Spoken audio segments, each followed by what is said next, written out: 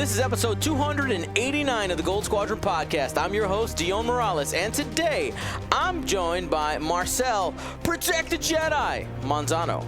It's hard to do it when you're at the wrong address, when you're at the wrong space station. Will, too many pilots, too many lists, Higwood. It seems like I'm building in every faction all the time. And Ryan, there's another Wednesday to enjoy, Staniszewski. Yeah, even though that the Andor show is over, may I recommend, I'm not even a fan of like the universe itself that much, but Wednesday, the TV show on Netflix about Wednesday Addams from the Addams family. Me and wife just got done with the last episode of the first season. It's actually pretty good. I highly recommend. Solid. My wife was talking to me. She's like, I started watching this, and I think you'd like it. I was like, oh, okay, sweet. I know she plays a cello, and I know that the actress, took cello lessons, and I was like, respect. She actually tried to do her best and learn how not to blink for as long as possible, too. Yeah, so dedication. Really good mystery season. It's not one of those where you're like I was guessing till almost up to the end. That's awesome. All right, so as for announcements and news / things we need to talk about. So first, we have coming up in January the Las Vegas Open, and it is official. GSP will be there streaming. We got the call. I had been waiting. I was wondering if we would get the green light, and we do. So we're going to be there. Who exactly is going to be there? We don't know yet. We need to work out logistics and all that stuff. But what I wanted to take a bit of a tangent and talk about the format in which they are doing the Las Vegas Open, because if you read the fine print, you'll notice that it's not normal. When it comes to the world qualifier, okay? Because it is a world qualifier. They are giving out invites for worlds. But let's talk about the format. So in the main event, they're having a day 1 and a day 2. And from there, making their top cut on Sunday.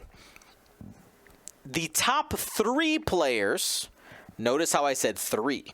The top 3 players will be getting the world's invite. Now, you might be wondering, well, how do they figure out who gets the last invite between the 3rd and the 4th player? They're actually going to have a playoff. They're going to have a playoff for that. Now, you might be wondering, Dion, why are there only 3 invites in that tournament? Well, what has been done is they're having a last chance qualifier-esque. It's not the capital THE last chance qualifier per Adepticon, but they're calling it at Las Vegas Open last chance qualifier, a single elimination tournament for that 4th and final Worlds invite. So you sign up on Sunday and you play, and whoever ends up undefeated with the number of people playing will walk away with a Worlds invite. Something interesting, a different way to go about it. And I know that a lot of other places have done the tournament formats in slightly different ways. I think this is probably the most different that I've seen, but it definitely has reminds me of the System Open series from before, how there was something to actually play for if you didn't win, didn't get into that top cut.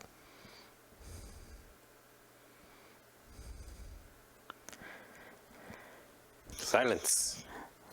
I was hoping. What did they call? What were they called at the System Opens? It was always you had to go undefeated the second day.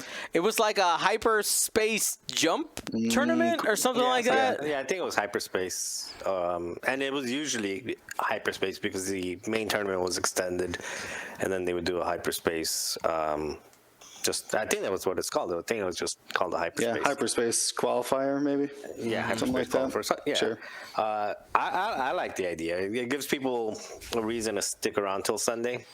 Mm-hmm. Because a lot of people, especially the people that are trying to get the invite and they're traveling in, they usually, are optimistic and reserve their time all the way until end of day, as if, hoping for the best. It gives them reason to play on Sunday. I like it.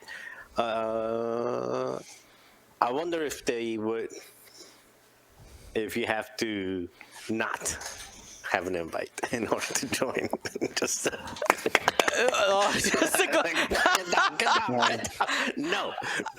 My understanding and is that honestly, anybody. the other question too is like, once you get to those top three, what if 1 or 2 or 3 of those players already have it? How does it trickle down? So I correctly did- with this whole like extra play. Yeah, thing? especially like if all 3 of them have it, let's say, or all 4 of them have it. So when I was I did talk directly to the TO. As a reminder, fly better just because like Ryan was the one that Ryan Farmer, he's busy planning for his wedding and basically didn't have the time for the logistics for LVO, was my understanding. So they have a more local TO. His name's Brian S. I'm forgetting his last name, but he's doing a great job, and I got to talk to him, and he's basically said that his plan is to roll it down until everybody's got it. So he's saying that the more likely scenario is, let's say you have one person out of the 4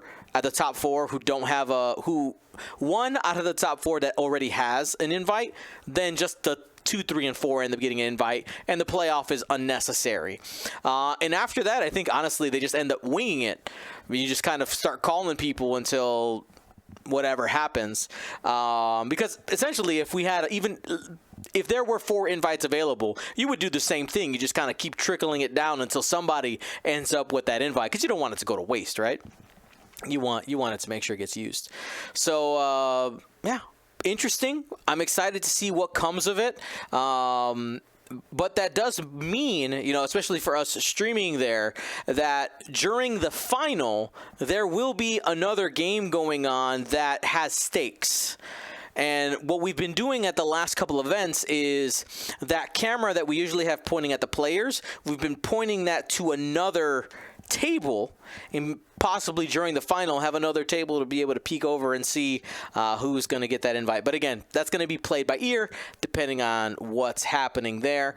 Defending champion Daniel, aka Isofane Lim, I believe he's planning on attending, but he's also saving up wife points for Adepticon, which is in March, so something to consider. All right, the next thing I wanted to cover was Galaxy's prizes. I actually did get a couple messages saying, hey, what's the status on these? Essentially, the cards were delayed in shipping, but my hope, because remember, we're working with Curl Paw Creatives to get all the packing done. My hope is that all the cards get there relatively soon, and then packing can begin. We do have all of the "this is what you won" like emails set, ready to go. I just didn't want to send those and people thinking that it's already in the email, already in the mail. So I'm just kind of holding off. But we already know what everybody's won, ready to have that all divided, and we'll get that ready to go. Next, what's the next GSP online series, Dion? The next thing, I have decided on a couple of factors. First, it's going to be a league style, and you're going to have the option of signing up for 4 different sectors. All right, 4 different sectors, aka time zones. All right, so essentially there will be a stretch. Like if you are available to play from X time to X time, you pick this sector, and they're going to be slightly overlapping, and this is just to give people opportunity to plan games within their sector, because they're going to be assigned people to make it simple. I had a couple of different ways I wanted to do it, but I think for our first rodeo in this league style, you will have an assigned opponent, and that person will be in that same sector as you, so you have a chance within that week to get your game done. Then the plan is we're going to take the top 4 from each sector and create a top 16. And once we have that, we're going to be working with those top 16 players in getting those games scheduled and making sure that they try to get them scheduled on Wednesdays and Saturdays or other days where we here at GSP can can get them streamed live out to you and raise that hype. I have some plans for some fun things for the audience participation once we get to that top 16 with people choosing their champion in another fun and interesting way.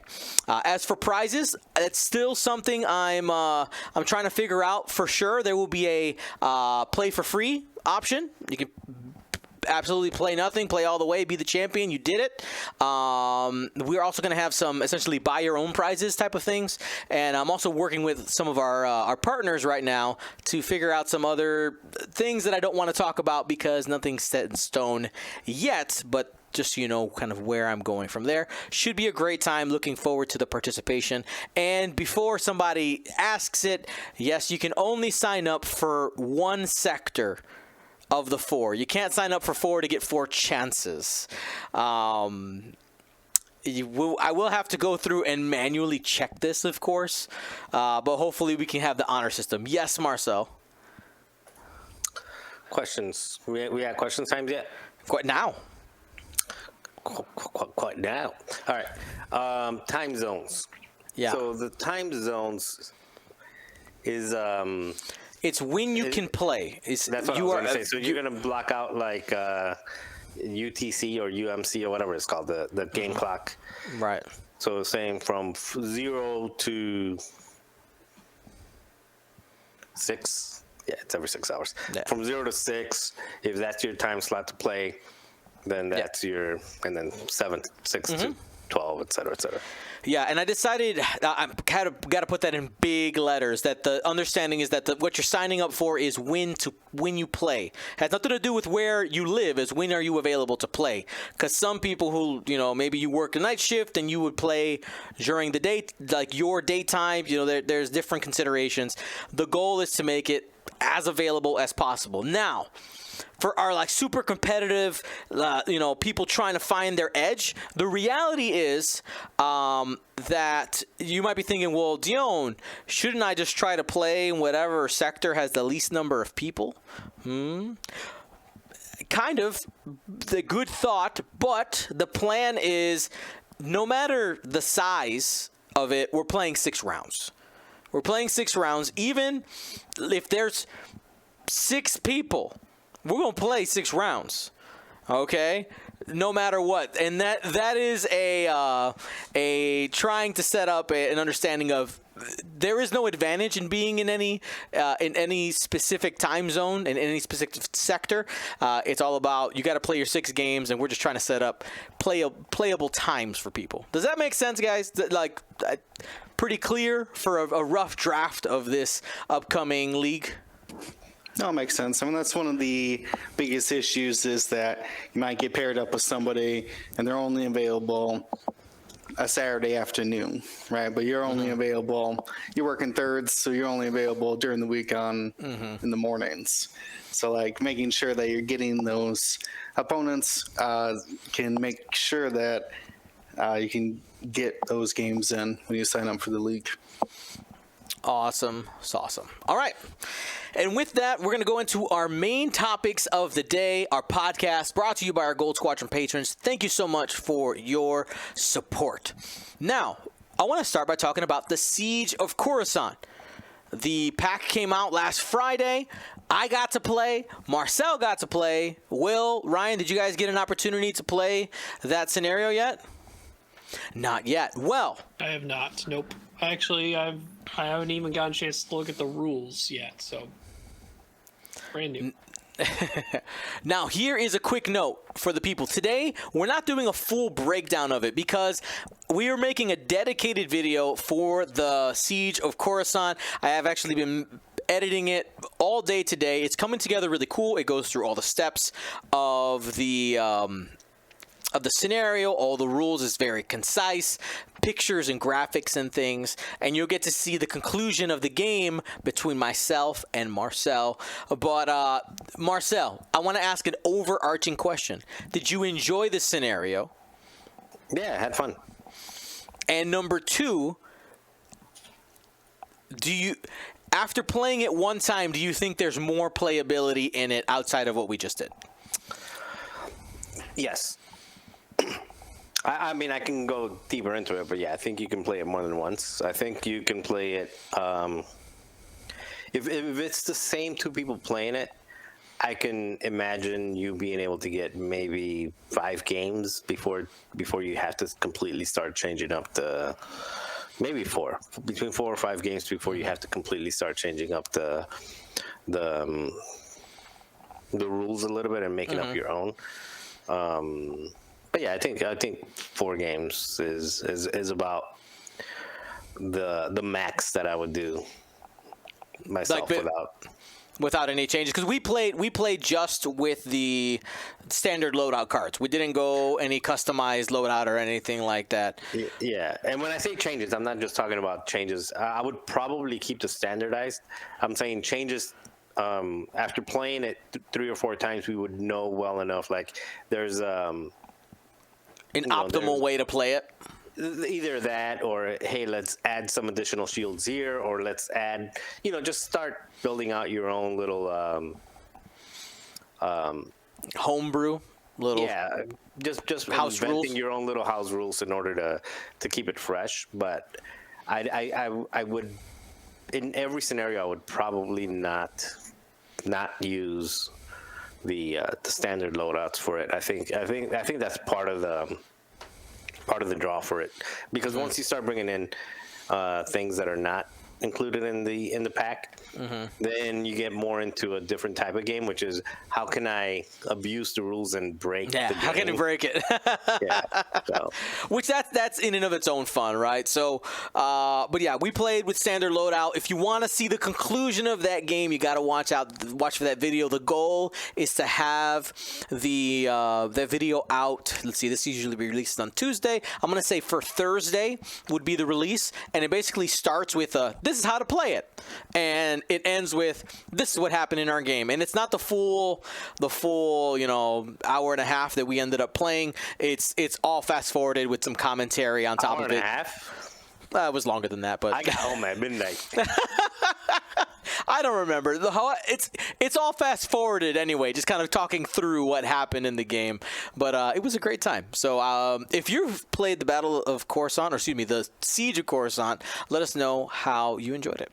All right, so we did have 2 tournaments, one over this week and one over last weekend, that I want to talk about, especially with us heading into the to Worlds here in March. We have Las Vegas Open around the corner.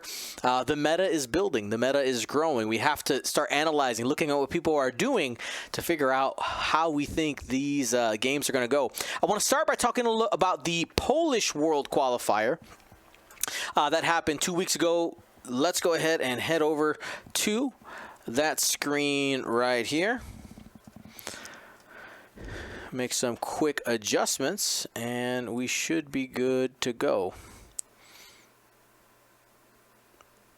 There it is. So there's a world qualifier that happened in Warsaw, Poland.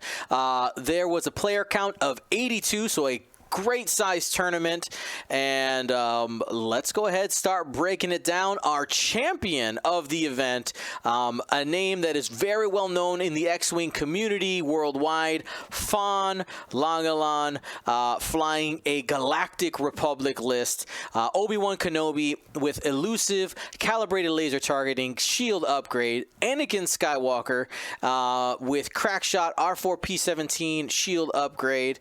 Contrail with crackshot R7A7, delayed fuses, Besh and proton bombs, and Hawk in that lat with the dedicated Agile Gunner and 7th Fleet Gunner. So this is an adjusted squad from my quick look at it, an adjusted squad from the quote-unquote Duncan Republic list that had been really popular. Any thoughts, anything about the list you guys want to point out? It apparently doesn't need Corky Kryze or Satine. Yeah. I don't need them points. Didn't need them. Original had was Corky and C-3PO on Hound, which was also his ability mattered a lot. Stuff that Duncan specifically used. This 7B Anakin is a little different with crackshot R4P17 shields, so going for a little more direct health and more red maneuver manipulation with Anakin's ability. Pretty much a very similar Contrail we've seen in the past. Obi opting for shield instead of R2D2. Yeah, and just simply saying, all right, you can't give me Hound, I'll take Hawk. And I'll just take I with Hawk, I've been putting like this is like the baseline upgrade suite, just dedicated Agile Gunner 7th Fleet. Fits well, you move the arc where you need to go. That's dedicated, which is really helpful. So, I mean, does this basically mean that what matters the most in this list when it comes to the lat helping out is that extra offensive dice from 7th Fleet Gunner and making sure that it's available as well as those rerolls with the arc? I mean, that's... Yeah. I think what it had extra before pushed it farther than apparently AMG wanted it to go. All the extra tools Hound brought with his ability, with Corky passing calculates. They're saying, all right, let's tailor that back a bit. Hound's 6 points. He can keep most of his loadout, not all of it. He lost like 3 points. But you can have Hawk. You can get the baseline stuff you're looking for. You can keep all the other stuff on the other ships you had. Von Langeland still liked it enough to continue using it, and it worked. I think it's worth noting that this Poland event allowed the new points and Yavin ships, but no Hotshots and Aces was out. Either just came out that week before this event, and they decided for this event they were going to stick with just Yavin and the points update that came with it. Solid. Let's keep it going with our second place, our runner-up. Take it, Brian. So we have an Empire list running Rear Admiral Chiranu. Not the common decimator we see these days. It's normally Mordecai and or Oiken. But running Darth Vader, Crew, Death Troopers, Agile Gunner, Seismic Charges, and Dauntless. Captain Faroff with Seven Sister, Vizier with Palpatine, and Countdown with Shield Upgrade. You want to talk about a slog trying to kill through those ships. Vizier's probably the easiest ship to kill, but it's the ship that has to contribute the least to this because Palpatine can still be helping the rest of the list. Running around, doing objectives, medium ship is great for assault. Great for carrying crates because of the ailerons still being allowed to use ailerons even though you're carrying a crate. And then just saying, all right, I mean, I'm a Reaper and I got a lot of health, and I'll hit the scramble button. Or maybe even Chiranu will hit the scramble button. Who knows? I got Palpatine and all this Force extra around here to help me out. So, I mean, Countdown takes a wild kill unless you can put, I mean, what people need to understand with Countdown, you put a bunch of guns on him in a single turn, he can die. It's just that first initial shot, or the shot that forces him to use his ability, means it's off for the rest of that turn. Faroff is extremely hard to kill, the most durable Reaper with its ability. And then Chiranu, assuming just because rounded out at 8 points, it's a higher initiative I5, better for those scramble objectives, but in carrying a lot more tools with Vader Crew being dangerous.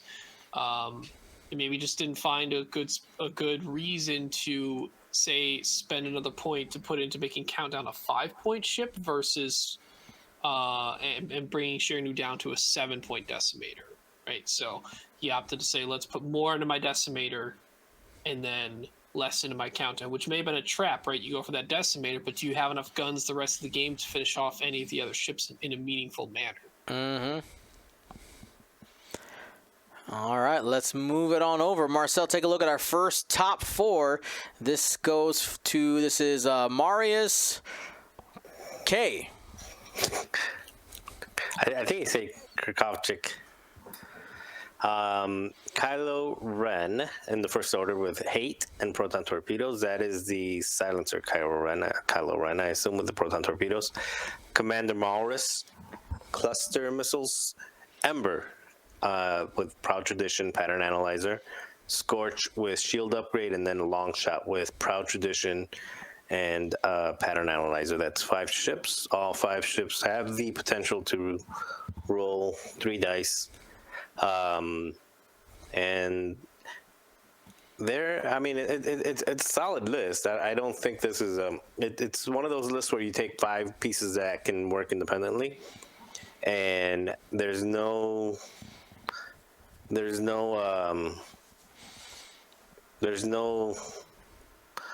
what do you call it? Like there's nothing in there that like one ship enables the other ship to do something.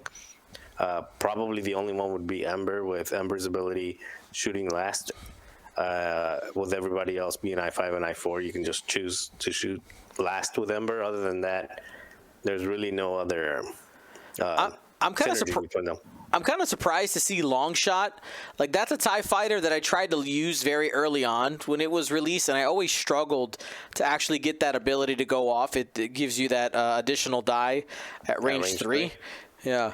Yeah, I mean, you can just put it in the back and keep it alive and let it be your objective getter. And if it's out there getting an objective, taking pot shots or drawing fire, it's only a 3-point ship, so it's pretty well positioned to not be in a bad spot, especially with Proud Tradition and Pattern Analyzer. You can target lock focus after you K-turn, so just if people are starting to get close to you, just do a long K-turn and just put that either 3-die at range 1 or 3-die at range 3 gun torque. I don't know what other options there are at initiative 3. I mean, at cost of 3. Well, now there are, but back then. Now there's a new I-5 that can coordinate on death. Well, not his death, when other people die, like an Avenger style ability. Avenger style. But it's just 5 ships that work well independently. They do objectives relatively well, and if you put them in the right spot, all of them have 3 agility. I think that's the main thing in there is all of them are not necessarily easy to kill. All this right, is one of those lists that you just have to fly right. Just don't be bad. You'll be fine. I think this is a secret objective list that they're all fast, easy, like work independently. You don't have to be in formation or anything. I can see this catching a lot of people off guard. All right. Well, let's go ahead and take the next one, Will. You got Oliver MM. All right, they are flying a Scum and Villainy list. We got Boba Fett with Fearless Proton Bombs, Contraband, Slave 1, Ahsoka, Veteran Tail Gunner, then Kanan Jarrus with Maul, Workcast, Notorious, The Mandalorian, The Child, Drop C Bay, Contraband Cybernex, and the Swivel Wing.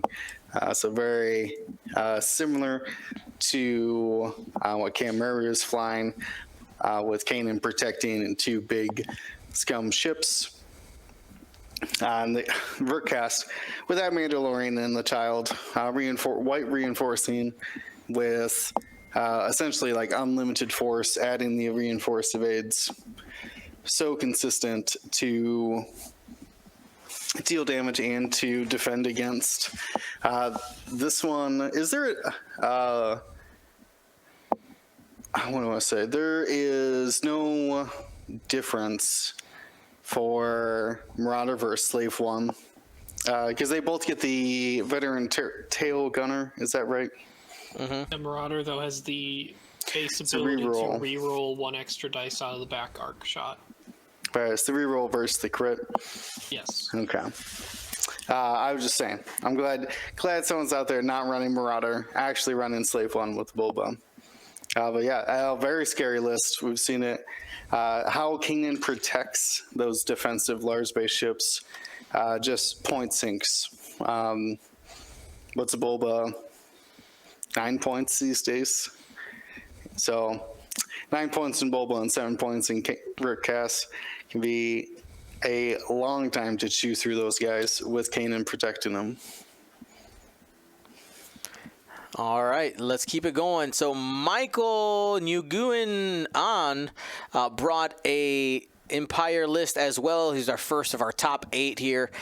Darth Vader with Marksmanship, Hate, and Afterburners. I believe, is that the Battle of Yavin? Darth Vader, right? Yes, that is. Yep. Yeah, Battle of Yavin, Darth Vader. We had Merrick Steele in the X1 as well with marksmanship, ruthless, and fire control system, proton rockets, and munitions fail safe. Iden Versio with elusive and ion cannon. That's in the TIE Fighter. Moff Gideon in the TIE Fighter as well with notorious cloaking device, and Wampa to round out the squad with elusive and vengeful, which is... That one's Yavin Wampa. That's the Battle of Yavin Interceptor Wampa. No, there's no Interceptor Wampa. There's just TIE Fighter Wampa. Is it TIE Fighter Wampa? Yeah, 3-point TIE Fighter Wampa. Yavin. So I have not actually had an opportunity to look at the Battle of Yavin Empire stuff. What's this Wampa's ability? So Vengeful, Wampa's ability is the same. Vengeful just says when a friendly ship at range 0 to 3 is destroyed, if that ship is limited, you may remove one of your red tokens or recover one recurring charge on your ship guard. It's kind of like a cutthroat for him. Yeah, it's Imperial Cutthroat. Basically, if they've already turned off your ability, you turn it back on.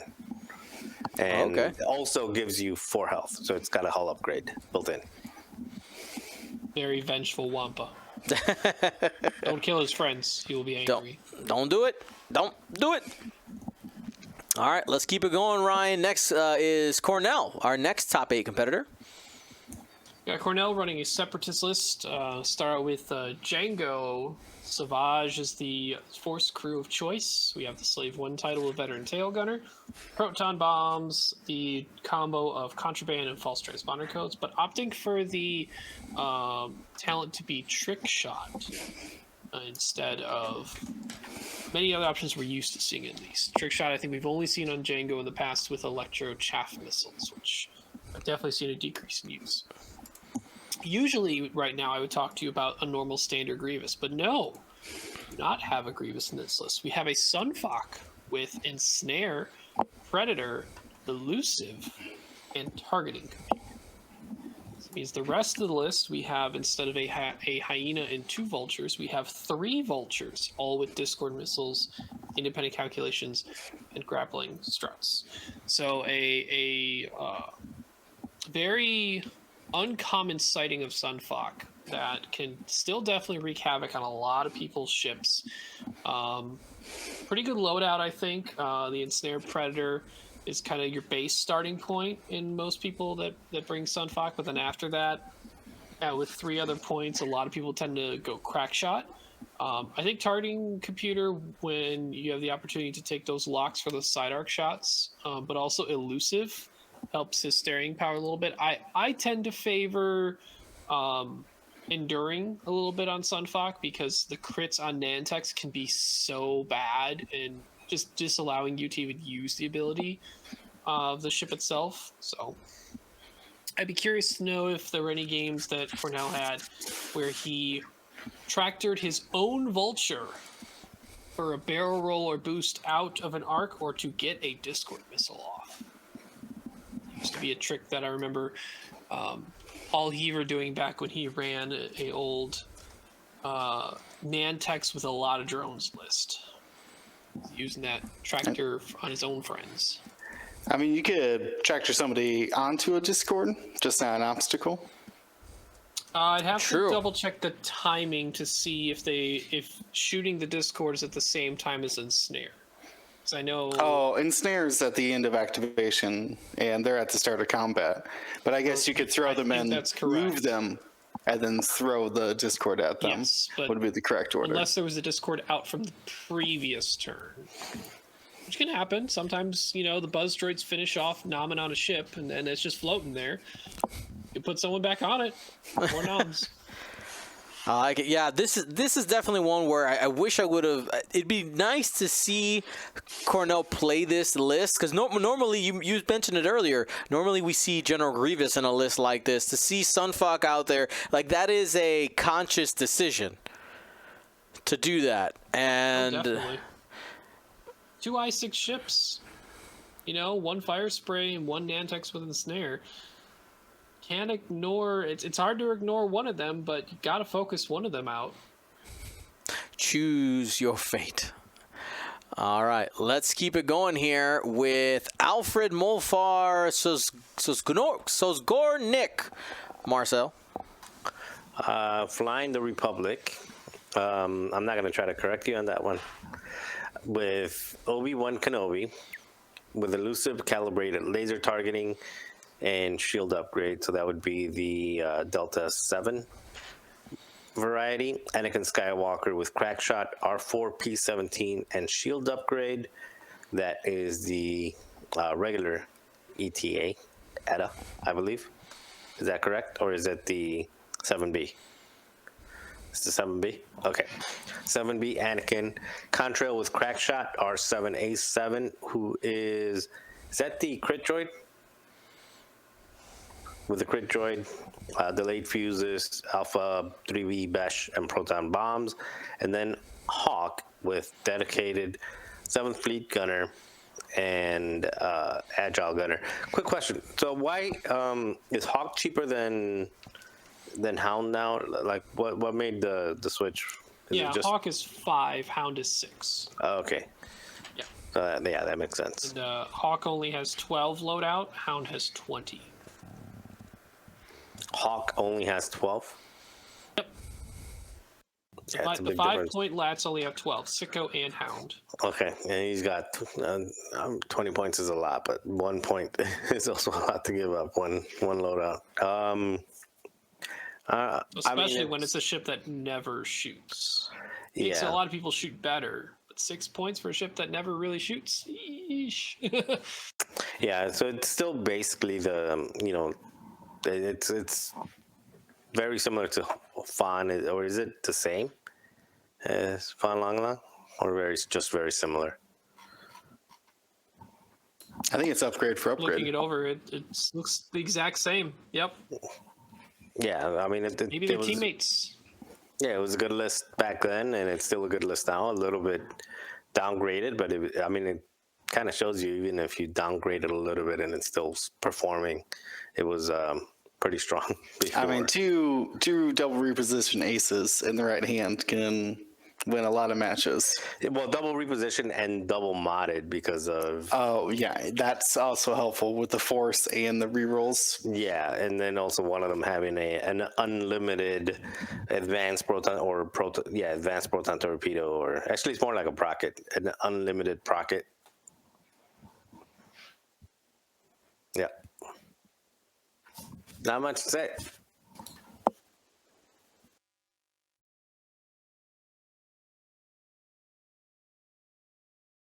I don't think it's going to go anywhere, but I think Siege of Coruscant might give it a couple upgrades. Yeah, that's what I was about to say. It's gonna Republic is gonna has a lot more options with Siege Coruscant, so it's not like this gets any worse. It's just more stuff is available as options.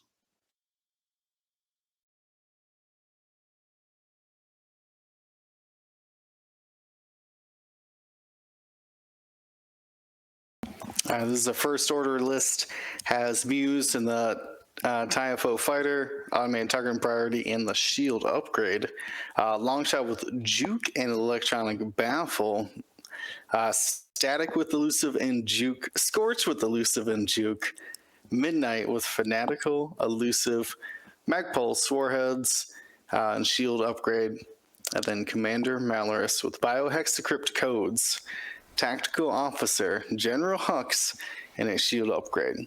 So that's the Psy Shuttle Commander Malorus out there doing white coordinates to coordinate 3 different ships at once.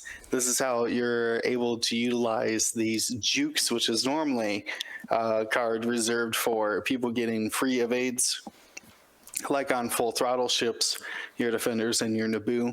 In this instance, though, General Hux can give each one of these ships an evade, then they can take their regular focus or target lock as their primary action there.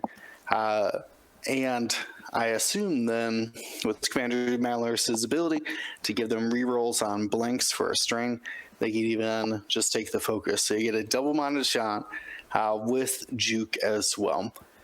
For 3 of these, long shot, static, and scorch.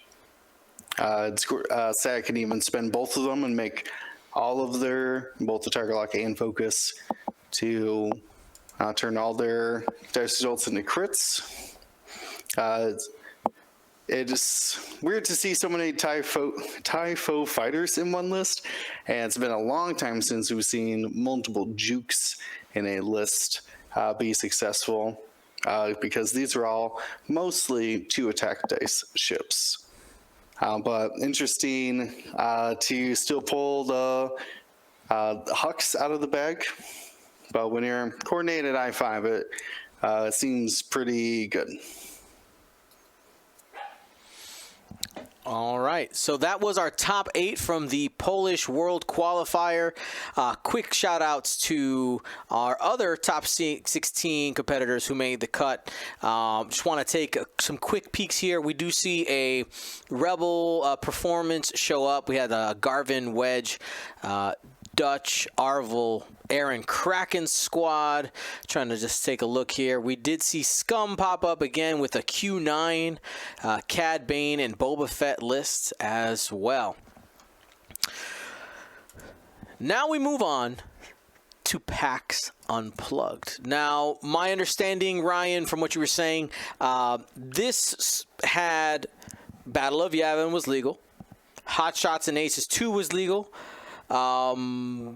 But this would mean that the Siege of Coruscant was not available yet, correct?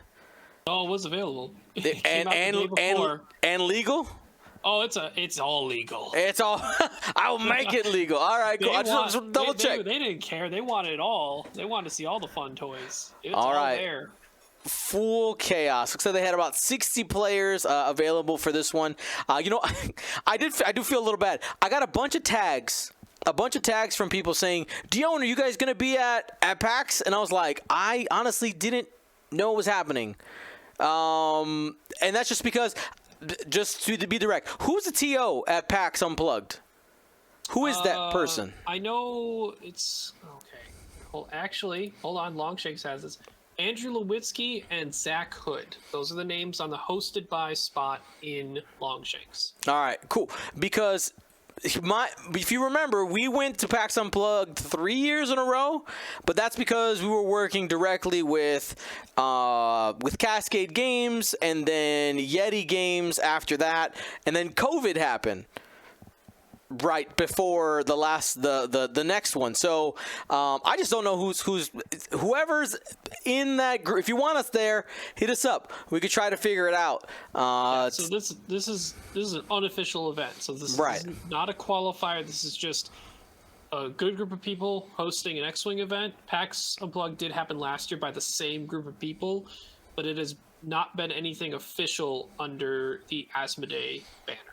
I wouldn't be surprised if it happens next year with their kind of restructuring of organized play, which we can speculate on all that later. But my understanding is they got a whole thing planned for After Worlds, with an actual store championships and regionals and kind of trying to get us back on track, for lack of a better term, back to the heydays. Anyway, let's keep it going with our PAX Unplugged champion, Phil Karash, with an Imperial squad, Darth Vader, Malice, Juke, Heavy Laser Cannon. This is the Defender Darth Vader. We have Vizier in the TIE Reaper carrying Emperor Palpatine, and 3 sleek TIE LN fighters, Iden Versio with Elusive Ion Cannon, and 2 Black Squadron Aces. You say, I don't need Jingoist, I'll just take the Black Squadron Aces. They're good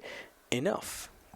Pretty all around solid squad. You can see what's happening there. Iden's protecting the TIE fighters and or herself. You got Vizier for the extra mods on Palpatine, and Darth Vader in the Defender is Darth Vader in the Defender. He stays alive, good at killing things, and you have the TIE fighters out there to be able to do the objectives as needed. All right, let's move on. Philip Schmidt with our runner-up. Take it, Ryan. We have a resistance list. We have Rey, Heroic, Rose, Novice Technician, Finn, Engine Upgrade, and Rey's Millennium Falcon, one of the more common loadouts we see Rey with. We got Poe, This is not Trigger Happy Poe. No, it is Trigger Happy Poe. Never mind. Heroic R4, Ferrosphere, Proton Torpedo, Overdrive, Thrusters, S-Foils, and Black 1. Now, instead of a third ship, opted for splitting it into 2 ships. To do that, you need to use your only 2-point ship in the faction, BB-8, running Chewbacca crew. A little bit of additional soft mod offense there. And then the new addition to the 3-point crew of Resistance, Rorby Tice, in the RZ-2 A-Wing with Starboard Slash and Ferrosphere paint. Rorby, the I-4 3-point 4 loadout RZ-2 A-Wing, now available to Resistance. And probably has the ability to trigger more than people realize. After defending at range 1, you may assign the attacker a deplete token, which doesn't hurt them this turn, but does kind of control where they could be going in the next turn if they want to do their normal damage, or at least would control maybe a bonus attack that ship has. Awesome. Let's keep it going. Jeremy Chambly, the one and only, well, the well-known, the ever-happy. Take it, Marcel. Jeremy flying the Empire with Darth Vader, marksmanship, hate, and afterburners. That is the Battle of Yavin. Darth Vader, 6 points. Then also Flight Leader Ubel. And he is the big chunky guys. What are they called? Heavy TIE Brute. Yeah, the heavy TIE Heavy Brute. Heavy. And that is the Initiative 5, basically, after a friendly ship, including itself, at range 0 to 2, takes a damage card, not just a shield damage. You may perform a bonus attack against the attacker. Which means that that's cool to see this new ship coming back. TIE Brute like never showed up before. Hello. Ruthless and Sync Laser Cannon and Tiber Saxon. Tiber Saxon basically shoot the first time and then double strain it for the next 2 follow-up shots. It guarantees 3 dice at range 1, 2, and 3, both from the front and back arc. So that is it hits pretty hard, especially if it's going to be shooting twice per round, and it is helped out by 2 more I-5s, Backstabber, TIE Fighter with Crack Shot, Discipline, and Afterburners, and the stapled next to him Mauler Mythal, Predator, and Afterburners, and then just a generic Black Squadron Ace TIE Fighter. Basically 1, 2, 3 Battle of Yavin ships, and then is that the Aces pack, the Flight Leader? Yep, that's Hot Shots too. So basically everything except the generic TIE Fighter is all new content, and it's 4 ships shooting at I-5 or higher, and then another ship shooting again at I whatever shoots first. Darth Vader is the only ship with shields here, so essentially Flight Leader Ubel's ability triggers with any damage, because unless they knock off the shields off of Vader, it's all going to be damage cards. There's no other shields here. Very all right. I noticed I accidentally skipped somebody, the runner-up for the event, Philip Schmidt here. We talked about it. No, that's what I went over. We did? Wow. Yeah. I'm having a... Sorry. I slept. You're having a moment. I'm having a moment. I've not been sleeping. Baby's hard. Anyway, Sam Page is our other top 4 competitor. Take it, Will. All right, this is another boy Vader out there. That marksmanship hate afterburner signature upgrades of the boy Vader. Captain Faroff with 7 Sister, apparently a staple these days. When you can put a force crew on a ship, you should. Then we have, again, Backstabber and Mauler Mythal with their Afterburners versions. Those are the boy versions where they get the extra dice for hanging out with Darth Vader. And then Iden Versio with Elusive and Ion Cannon. So Iden helps protect those other TIE fighters, keep them in the fight for as long as possible. And we've already talked about how good Captain Farroth is, being able to basically convert that single agility into an evade against almost every single attack. Plus, the debuffing ability. Captain Farroth, best out there jamming, and with Seven Sister, if they take a stress, you can also jam somebody. So even if they run into Captain Farroth, you can prevent them from having those focus tokens. Or Tractor. A lot of people forget you can assign a Tractor token with Seven Sister too. Very scary. Yeah, the thing you don't want to do is run into the front of Farroth and they Tractor beam you off of her for a range 1 shot. Oh no. Womp womp. Womp womp is right. Now, before we jump into our top 8, I have a tangent topic. Something I thought I'd try here. Short tangent topic. Recently, AMG released information about their new upcoming game, Star Wars Shatterpoint. Okay. Now,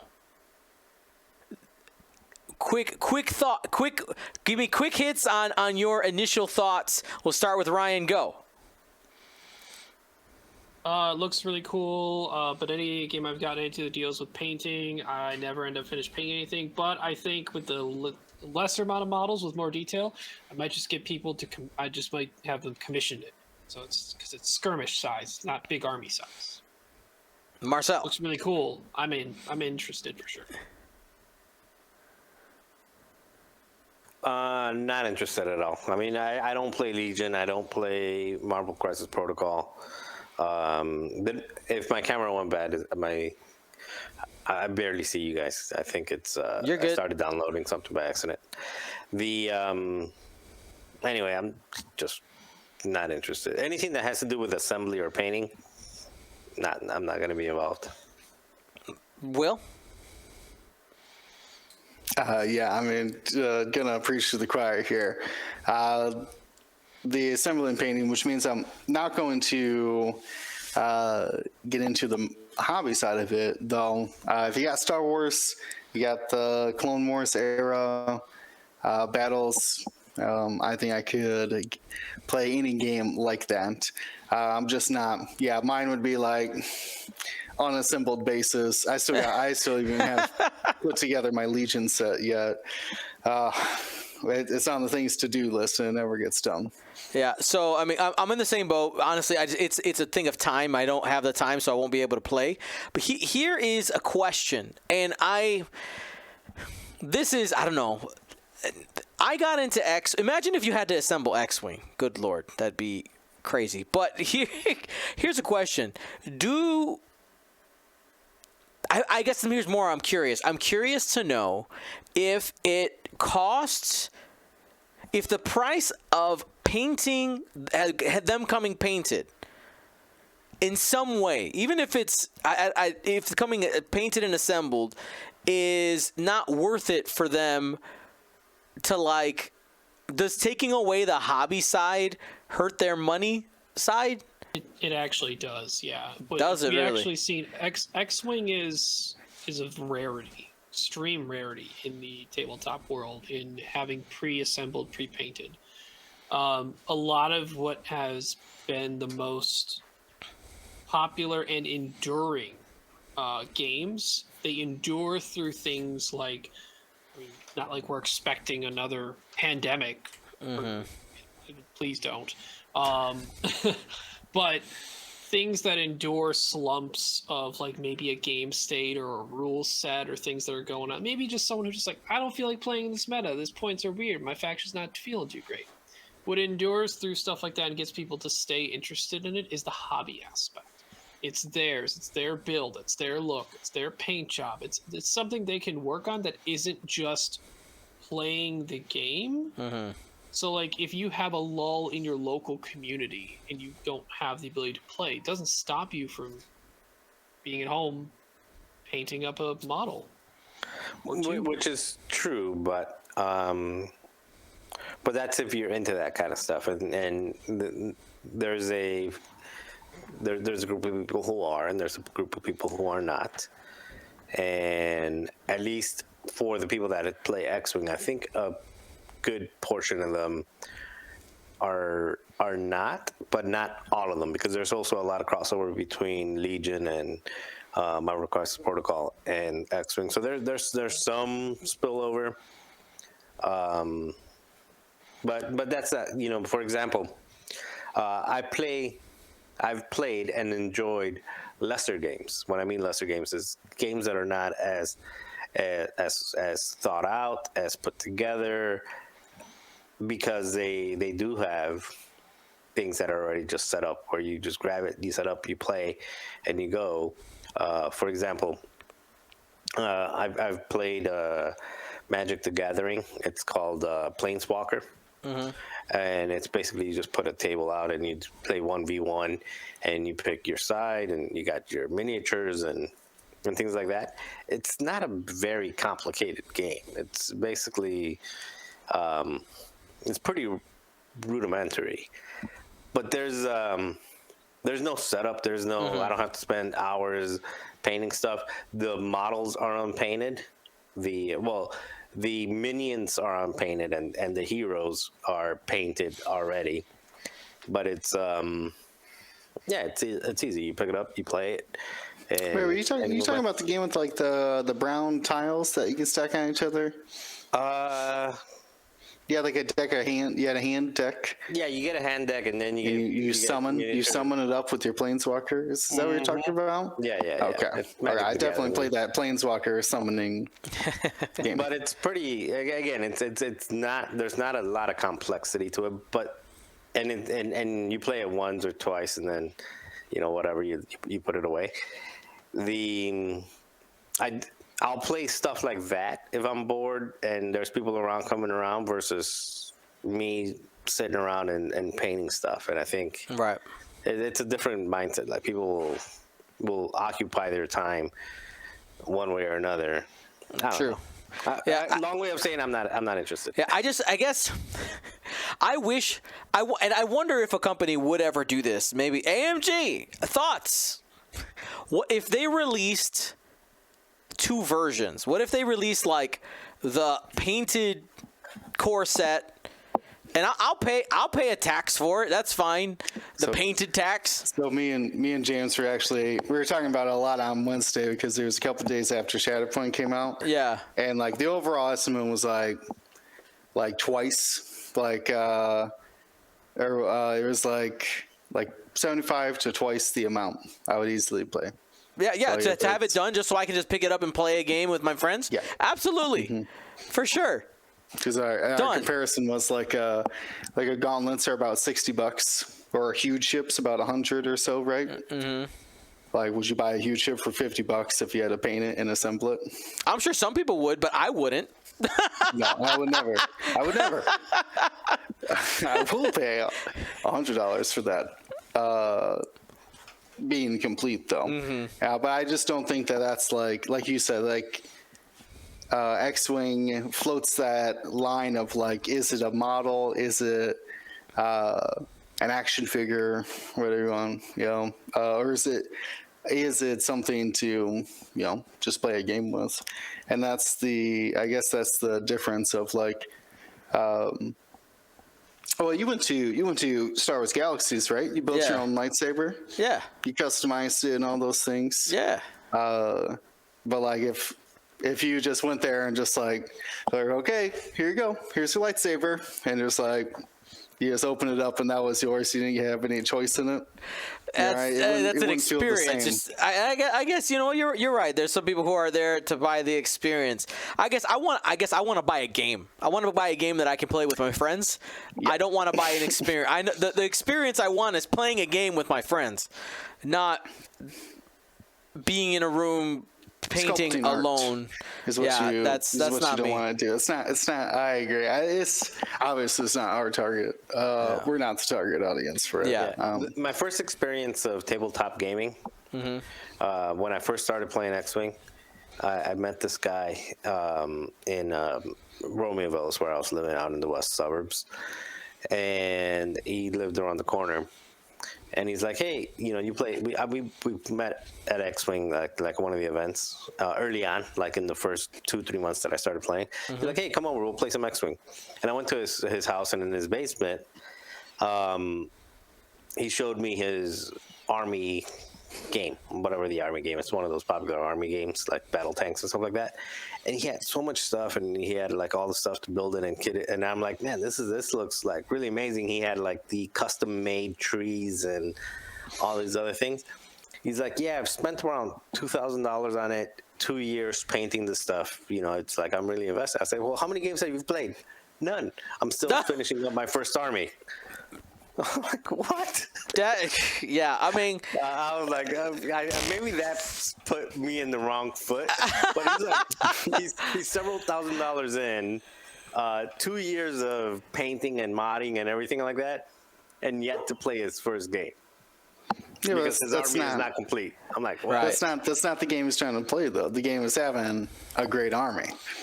If it wins, whatever. That's some people's entertainment, and there's nothing wrong with it. It's just, I want to pick it up, play, and be about my day.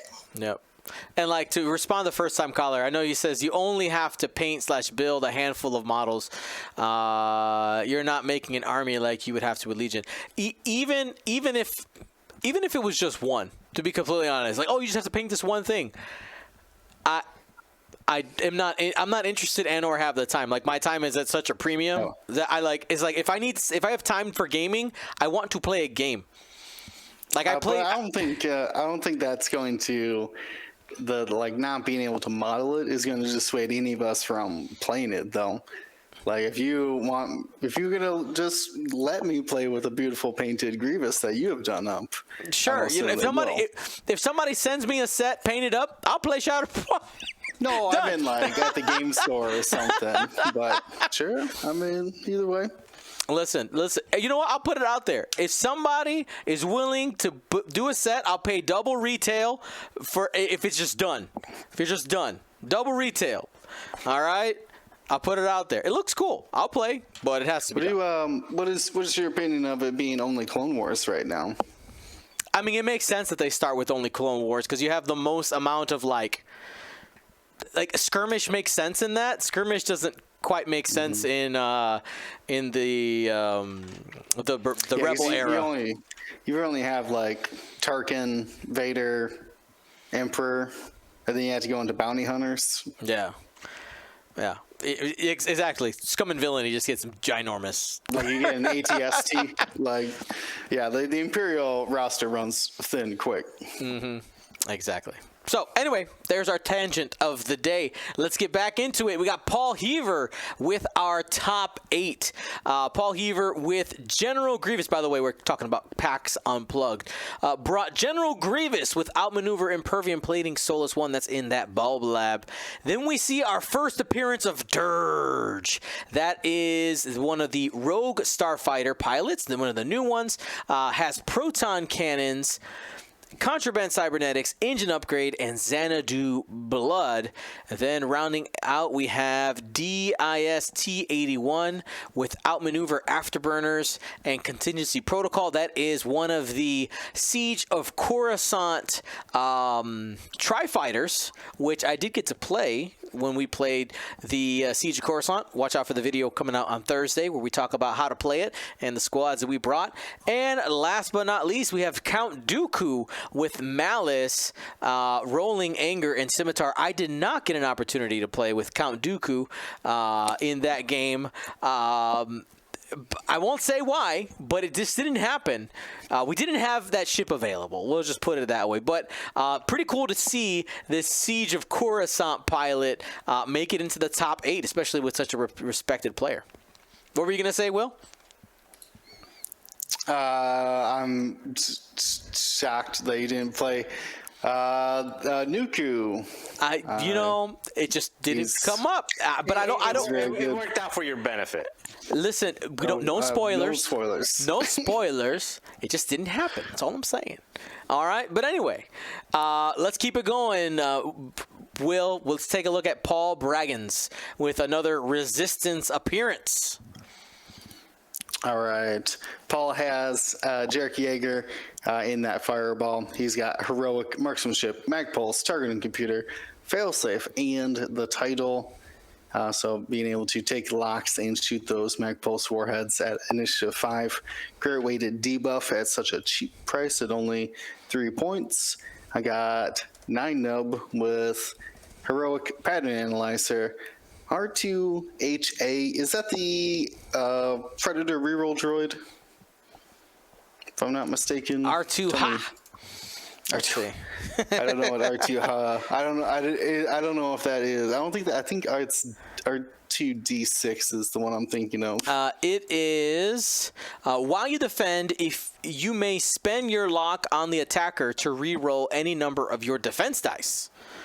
Really? Okay. Well, it does work great with Nine's ability with Pattern Analyzer to take multiple actions. Kind of clears it like Anakin in the Aether Sprite. Also has Timon Wexley.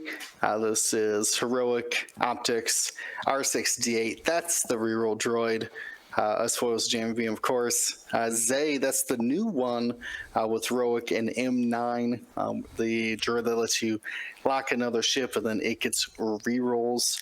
I forget Zay's ability. Oh, it's Del Miko's, because that's the narrative daughter of. You can reroll your defense dice while the attacker is damaged. And then Merle coming in as a 3-point A-wing with heroic and electronic baffle. So a good mix of ships, but you get 3 T-70s in there and a blocker and Merle, a little bit of debuff and Jarek. I think we're going to see a lot of Zay. At 4 points, decent loadout, decent ability. I think it's a Resistance staple going forward. I agree. I think a lot of Resistance lists you go probably. I mean, Merle Zay is a good start. It's a good start if you're planning on building a 5. Merle Zay is a great start for Resistance. Our next top 8 competitor, Brett Freeman. Take a look, Marcel. I'm looking. It's going to be the Republic with Anakin Skywalker. I believe that is also the Delta 7B Anakin Skywalker without maneuver, R7A7. Is R7A7 the crit droid? Yes. And is this really Delta 7B? It doesn't seem like enough points for Delta 7B. I can double check right now if you give me 30 seconds. Well, it would have calibrated if it didn't. No, you're right. And then we have, well, it could also be the ETA. ETA doesn't have enough loadout for that. No? Okay. So, and then there's Obi-Wan Kenobi with Predator, calibrated targeting computer and shield upgrade.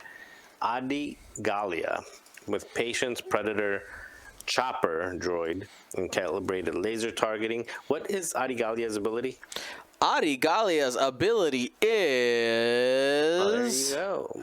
While you defend at attack range 1, you may spend the force. So basically, that is the she's Grand Inquisitor.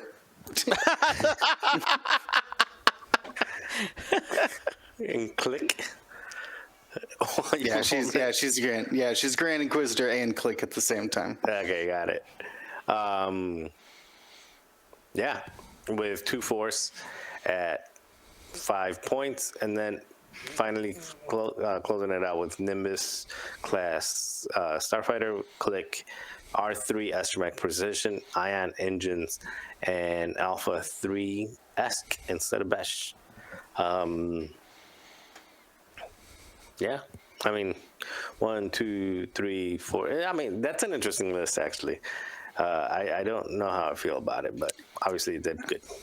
I mean, so basically instead of taking away the offense of the lat support, they're shoving in defensive support between click And Adi Gallia. I also think Oh, you're putting a lot of eggs in the Anakin Skywalker bucket as well. You're spending that 7 points going up to that 7B. Yeah, I mean, would you like to deal with Anakin, or would you like an outmaneuver Anakin on your flank? I think you're gonna have to turn your back on Obi-Wan, Ayla. That seems like a bad idea. It's not a great option. All right, and lastly here in our top 8, we had Chris Allen of the Carolina Crates, who brought with him a Imperial list to the top 8. Darth Vader with Marksmanship, Hate, and Afterburners. That is the Battle of Yavin Darth Vader. A Black Squadron Ace in the TIE Fighter. We had Mauler Mythal with Predators and Afterburners, as well as Backstabber with Crackshot, Discipline, Afterburners. Then we had Flight Leader Ubel, that is that TIE Heavy, new Hot Shots and Aces 2, with Ruthless Sync Laser Cannons, Tiber Saxon, and Electronic Baffle. Looks like Chris Allen got that Ubel loadout going. That might end up being the loadout we start seeing pop up here. We've seen a couple people be successful with it.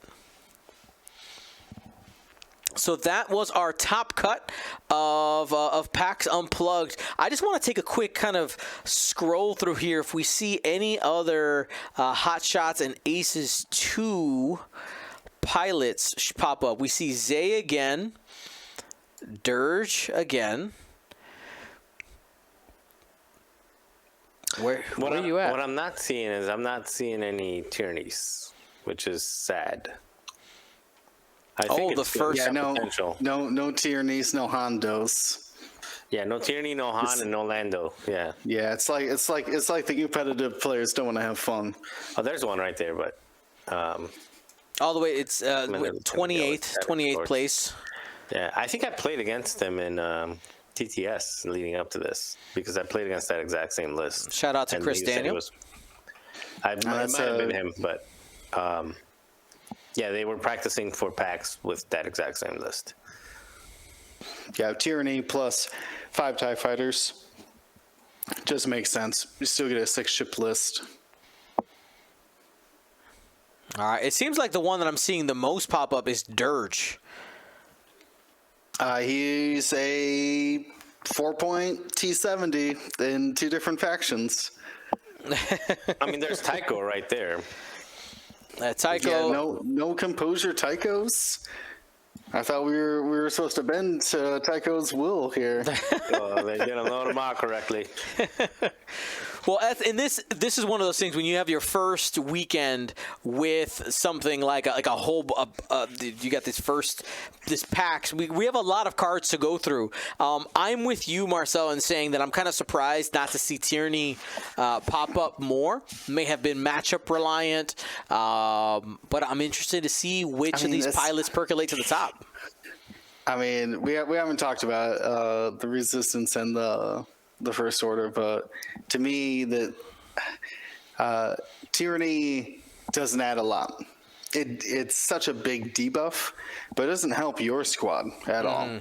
Well, like Terex or Terex crew on like Gideon or Commander Malorus with that Hux that we saw. Like that's really helping out your squad being that support shuttle. Well, that Tyranny can have Agent I think Terex, Tyranny, yeah, you put Terex on it. Yeah, I think you almost have to. or even you can even do General Hux tactical, whatever, the one that makes you coordinate white, Right. to be coordinating 2 different ships at the same time. Actually, you can coordinate up to 3, right? Ships.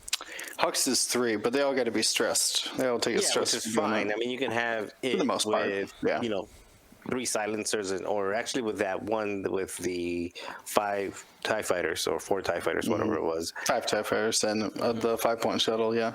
Yeah, I mean, that's 3 TIE fighters being double modded every single turn, and then Malrus is also going to be double modded. I mean, it's got legs, it's got potential. You just got to be able to find the right spot for it. But there was also a couple lists that we saw that were just completely independent. For example, that other First Order ship list that had Kylo, Ember, and things like that, that are looking at your Tyranny and being like, Okay. Cute. Yeah. Like, I guess I'm like, you want to put on Kylo because it's shooting a torp. So good luck with that. Like it doesn't matter as much. Awesome. Well, the last thing I want to do before we head out for the night, we are. It's December. Can I say that? Are we in the holiday season now? We're good now. All right. All of our after Thanksgiving people. Are we cool? We're good. All right. Excellent. So, my question to you, my friends, is, if you could make a single decision in X-Wing for Christmas, if Santa went to you and said, hey, you get to make a decision about X-Wing, you get one, what would it be? People in the chat, feel free to participate in our Merry Christmas. That's an easy one for me, and it's one that I've said before. Go If for I it. had to make a one change to X-Wing, it would be a limit on loadout value. So a cap on loadout value, so you can't just load everything with everything, everyone with everything. Cool. Will? That's. Can I wish for more wishes? I think what I'd want is like a slow, I guess, advent calendar might be the best way to describe it. Like a way to where we could get like monthly. I think sure if we do monthly. New cards dripped through like social media or other platforms, even like a, what do I say, convention exclusive cards. Now that they would be available online, of course. We could just print them out just like any other card off the errata or whatever, but like you could get like each event could have like a special pilot that would come out for it, very thematic for that, but because they're standardized cards, this is, to me, I was very against, you guys know I was very against the standardized cards. I was like, no, I want to choose my upgrades, but now that I've realized that they can help the game by not inflating it, because they're so self-contained. You don't have to quantify every other pilot and every other upgrade available. So I would essentially want more, like I said, convention ones. I know we did the models, which are great. I mean, don't stop doing the models. But even like world qualifier ones or special events like that, and price them out, but essentially still give them away for everybody through some sort of like print-to-play program. Yeah. Start getting some of those ban lists. I think I really just want Hera back in the Ghost. Give me the Hera and the Ghost. Give me these iconic pilots. I want to fly again. I like it. For myself, I want something very simple. I want to see the next announcement from AMG that includes a model in it. I want to see what is the next ship that AMG is releasing, or really their first ship. I don't know what that is, but that's what I want from AMG. I just want to see it. I think it's one of those things that will make a lot of people happy, and kind of starting the next kind of, like, we've had these card packs, which are a great way to kind of be a stopgap, but I think a ship release will go a long way for boosting confidence. After all that Shatterpoint talk, are you worried that they won't be painted? Oh God, if they're not painted, I riot. Just saying. Full riots in the streets. Full riots in the streets. Yeah, assemble your own ship with moving parts. Good luck. Anyway, that's our show for today, everybody. Hopefully, you are feeling good. I know I have much lack of sleep, but I'm having a good time. So that's what really matters. So thanks for watching, everybody. Be smart and be safe. Gold Squadron out.